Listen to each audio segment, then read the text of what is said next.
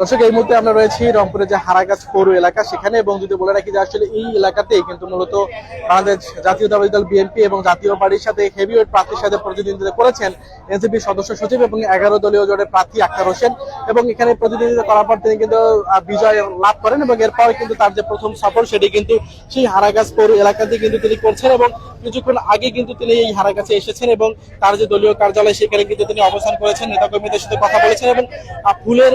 পুষ্পমালাতে কিন্তু তিনি সুসজ্জিত হয়েছেন, নেতাকর্মীদের শুভেচ্ছায় কিন্তু তিনি সুসজ্জিত হয়েছেন। যদি বলে রাখি যে আসলে এই পৌর এলাকাতে কিন্তু মূলত কিছুক্ষণ আগে আক্তার হোসেন এসেছেন হারাগাছের পৌর এলাকাতে, এবং একটু পর তার যে মূলত নেতাকর্মীদের বাড়িতে হামলার যে ঘটনা ঘটেছে, নেতাকর্মীদের আহত করার যে ঘটনা ঘটেছে,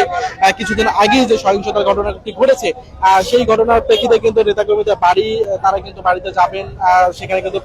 পর্যবেক্ষণ করবেন, কি অবস্থা রয়েছে নেতাকর্মীদের সাথে কথা বলবেন এবং এরপরেই তিনি কিন্তু গণমাধ্যমে কথা বলবেন। যদি বলে রাখি যে আসলে রংপুর 4 আসন হারাগাছ কাউনিয়া পীরগাছা উপজেলা নিয়ে গঠিত এই রংপুর 4 আসন, এখানে কিন্তু আমরা দেখেছি যে আসলে হেভিওয়েট যে প্রার্থী রয়েছেন সেই বিএনপি এবং জাতীয় পার্টি হেভিওয়েট প্রার্থীর সাথে কিন্তু প্রতিদ্বন্দ্বিতা করেছেন সদ্য জন্মনা যে রাজনৈতিক দল এনসিপি এবং 11 দলীয় জোটের সাথে যে জোটে যাওয়া এনসিপির আক্তার হোসেন, তিনি কিন্তু এখানে প্রতিদ্বন্দ্বিতা করেছেন এবং এখানে কিন্তু তিনি যে প্রায় 1.5 লক্ষাধিক ভোট কিন্তু পেয়ে কিন্তু বিজয় লাভ করেছেন। আমরা দেখেছি আসলে নির্বাচনের পরপরই কিন্তু নেতাকর্মী যারা রয়েছেন তারা কিন্তু নতুন করে উচ্ছ্বসিত হয়েছেন, নেতাকর্মীরা কিন্তু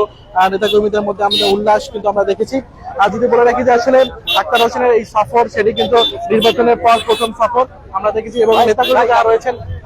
তারা কিন্তু নতুন করে উঠেছে। আমি একটু ভাই ছোট করে কথা বলতে চাই, আক্তার হোসেন তো চলে এসেছেন, আসলে কেমন লাগছে, অনুভূতিটা কি? বিজয়ের পর তো তার প্রথম সফর, এই জায়গায় সহিংসতার কিছু ঘটনা ঘটেছে, সব মিলে কেমন দেখছেন? আমরা চাই যেরকম উৎসব মুখর পরিবেশে এখানে নির্বাচন হয়েছে, এখানে পক্ষ বিপক্ষ থাকবেই, বিভিন্ন দল মত নির্বিশেষে সবারই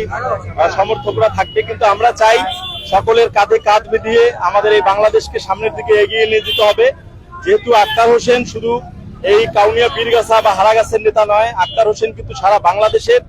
ছাত্র জনতার অভ্যুত্থানে নেতৃত্ব দিয়েছে সম্মুখ সারি থেকেই। সুতরাং আমরা মনে করি যে তার মতো নেতা এই আসনে যেহেতু জয়যুক্ত হয়েছে, এই আসনের সাধারণ মানুষের কল্যাণে তিনি যেন কাজ করতে পারেন, এই জন্য কারো মনে দ্বিধাদ্বন্দ্ব না রেখে সকলের সম্মিলিতভাবে কাজ করা উচিত। ধন্যবাদ। দর্শক, কথা শুনছিলাম